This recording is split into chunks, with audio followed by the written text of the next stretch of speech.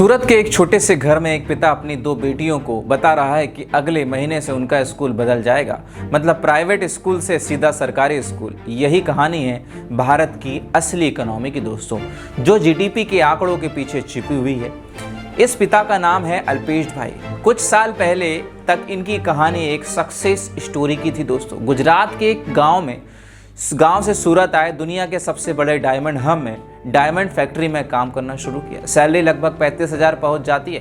पहली बार घर में आर्थिक स्थिति आई, बेटियों को इंग्लिश मीडियम प्राइवेट स्कूल में एडमिशन दिला दिया गया। लेकिन 2025 में सब कुछ बिखर गया। अमेरिका ने भारत के डायमंड इंडस्ट्री पर भारी टैरिफ लगा दिया। भारत में डायमंड बिकना बंद हो जाता है। अल्पेश की सैलरी घटकर 18,000 हो जाती है और फिर फैक्ट्री ने 60% वर्कर को निकाल दिया। अल्पेश भी इसमें शामिल थे। कपड़ा उद्योग में काम करने लगे।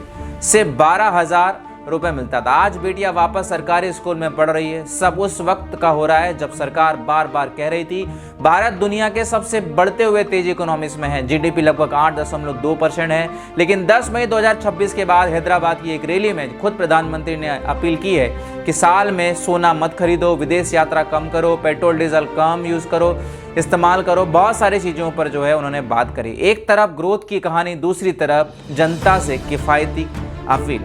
ये कंडीशन समझने लायक है दोस्तों। आपको आंकड़े असली पर्दे के पीछे दिखेंगे। 2025 में जीडीपी ग्रोथ 7.8 दिखाई गई। आरबीआई ने अपने अनुमान से भी ज्यादा। लेकिन उसी हफ्ते सरकार ने एक रिपोर्ट चुपचाप जारी की। इकोनॉमिक सेक्टर का डेटा है जिसमें अप्रैल 2025 की उसी तिमाही में इन्फॉर्म्स और मैन्युफैक्चरिंग सेक्टर में नौकरियां 9.3% घट जाती है और 3 महीने 27 लाख लोगों को नौकरी से निकाल दिया जाता है।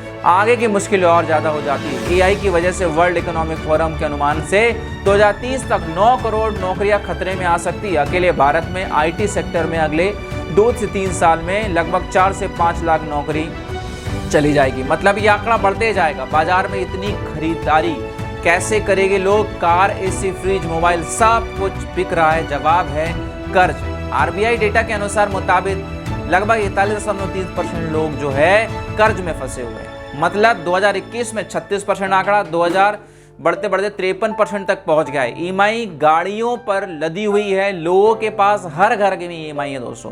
असली सैलरी की बात करें तो इंटरनेशनल लेबर ऑर्गेनाइजेशन के मुताबिक 2012 में औसतन महंगाई समायोजित सैलरी 12,100 रुपया थी, जो 2022 में 10,995 रह गई। यानी नंबर सैलरी बढ़ती है लेकिन असली खरीदारी की क्षमता घट रही है। 2025 में हालात इतने बिगड़ जाते हैं कि 10% लोग जरूरत के अलावा कहीं और पैसा खर्च कर रहे हैं। बाकी 90% से बुनियादी जरूरत को पूरा करने में लगे हुए हैं। इस के बीच एक झटका आता है। 2025 में अमेरिका भारत पर 50% टैरिफ लगा देता है।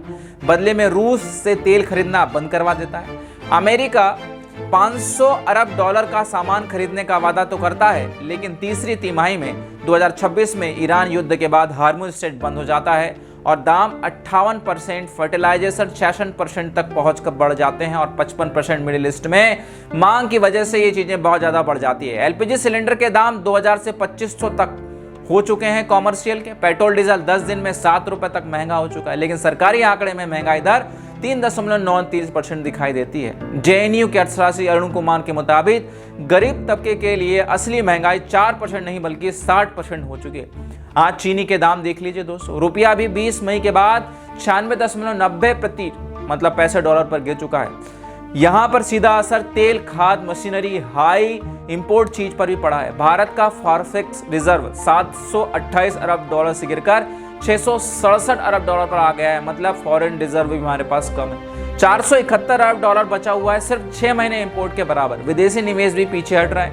2020-21 में 43.9 अरब डॉलर था, 2024-25 में घटकर 0.9 अरब डॉलर रह गया। पिछले 6 महीने में विदेशी निवेश 2.7 लाख करोड़ का झटका लेकर बैठा। सरकारी कर्ज भी बढ़ता जा रहा है। 2014 में कुल सरकारी कर्ज 62 लाख करोड़ था, 2026 में 197 लाख करोड़ हो चुका है। मतलब जीडीपी का रेशो 56 से 58% यानी कि 82% तक पहुंच चुका है। डेवलपिंग देशों में ये 40% कम रहना चाहिए। सरकार की कमाई 25% सिर्फ ब्याज में चली जा रही है। टेक्सटाइल, सी फूड, डायमंड जितने भी एक्सपोर्ट हब है सब पर दबाव है। तमिलनाडु के तिरुवनंतपुरम टैरिफ के बाद 1.5 लाख नौकरियां खतरे में चली गई। डायमंड्स वर्कर्स यूनियंस ने मुताबिक 2024 में 71 वर्कर्स ने आत्महत्या कर ली है।